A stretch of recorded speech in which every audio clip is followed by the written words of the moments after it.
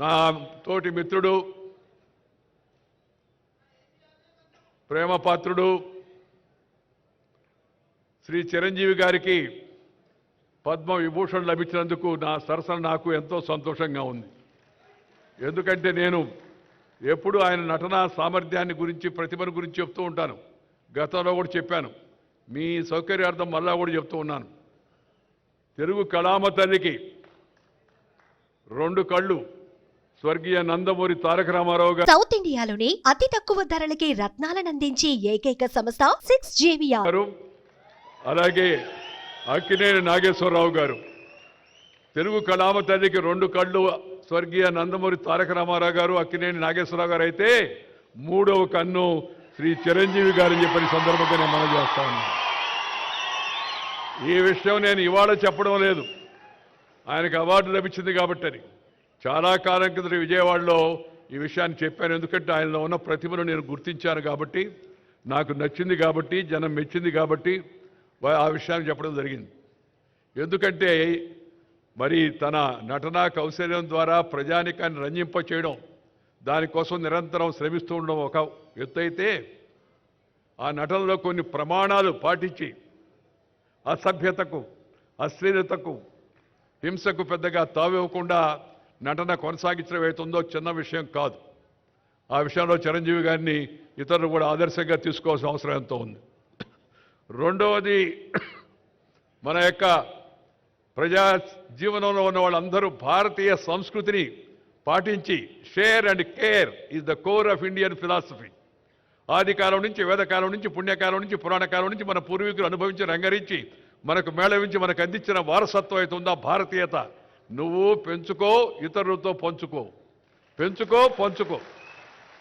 ఈ share and care అనేది మన పెద్దలు మనకు అందించినట్టు పెద్ద గొప్ప నానుడి. దాన్ని వారు జీవితంలో ఆచరిస్తూ పెద్ద నటుడుగా పేరు వచ్చినా, రాజకీయాల్లో అవకాశం వచ్చి పైకి వెళ్ళినా, మరి కింద జనానికి, సామాన్య జనానికి మేలు చేయాలనే ఉద్దేశంతో ఆ బ్లడ్ బ్యాంక్ కార్యక్రమాన్ని చేపట్టి దాన్ని కరోనా సమయం ఆ తర్వాత కూడా నిరంతరం కొనసాగించడం అవుతుందో ఇది చాలా చాలా అభినందించిన విషయం అని మీ అందరూ కూడా నేను మనం చేస్తున్నాను.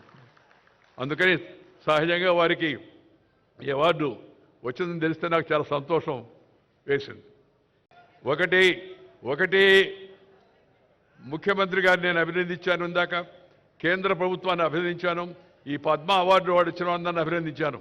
జీవితంలో పట్టుదల ఉంటే, కృషి ఉంటే ప్రతి ఒక్కరు కూడా ఉన్నత శిఖరాలకు చేరుకోవచ్చు అనేది ఈ అందరి యొక్క జీవితాల గురించి మనం కొత్త యువతరం, నవతరం తెలుసుకోవాల్సిన విషయాన్ని మీ అందరికి కూడా మనం చేస్తూ ఉన్నాను. కృషి, అందువల్ల ప్రతి ఒక్కరికి జీవితంలో క్రమశిక్షణ, సమయ పాలన, మాట తప్పకుండా ఉండడం, నీతి, నిజాయితీ, ఇతరులతో తనకు వచ్చిన దాన్ని పంచుకోవడం అవుతుందో అలవాటు చేసుకుంటే తప్పనిసరిగా జీవితంలో యువతరం కూడా పైకి వస్తారని చెప్పని నేను ఈ సభలో ఉన్న యువకులకే కాకుండా రాష్ట్రంలో ఉన్న యువకులందరికీ కూడా నేను ఈ సందర్భంగానే మనవి చేస్తూ ఉన్నాను. అలాంటి అవకాశం వస్తుందంటే ప్రయత్నం చేస్తే వస్తుంది.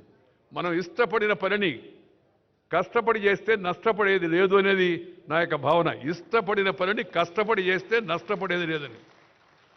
ఈ వయసులో కూడా ఇలా ఉత్సాహంగా ఉండి ఇంత ఉరకరెత్తిచ్చేట్టుగా నటన చేయడం అంటే చిన్న విషయంగా, దాని వెనక ఎంత శ్రమ ఉందో, రోజు ఎంత బాధలు పడుతుంటారో, ఎంత ఇబ్బంది పడుతూ ఉంటారో నటులు మనం అర్థం చేసుకోవచ్చు. బట్ శ్రమ, ఆ శ్రమ అది ఇష్టపడిన శ్రమ. ఇష్టపడిన శ్రమని కష్టపడి చేస్తే నష్టపడేది లేదు, మంచి గుర్తింపు వస్తుందని దానికి వారి యొక్క జీవితం కూడా ఒక ఉదాహరణ అని చెప్పని సందర్భంగా నేను మనవి చేస్తూ ఉన్నాను.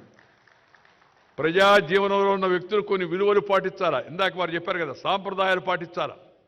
నేను ఈ వేదిక సందర్భంగా అందరికీ కూడా కోరేది ఏంటంటే, జీవితంలో మనకందరికీ అవకాశం రాదు, వచ్చిన అవకాశాన్ని మంచిగా ఉపయోగించి కొన్ని ప్రమాణాలు నెలకొల్పండి, కొన్ని విలువలు కాపాడండి.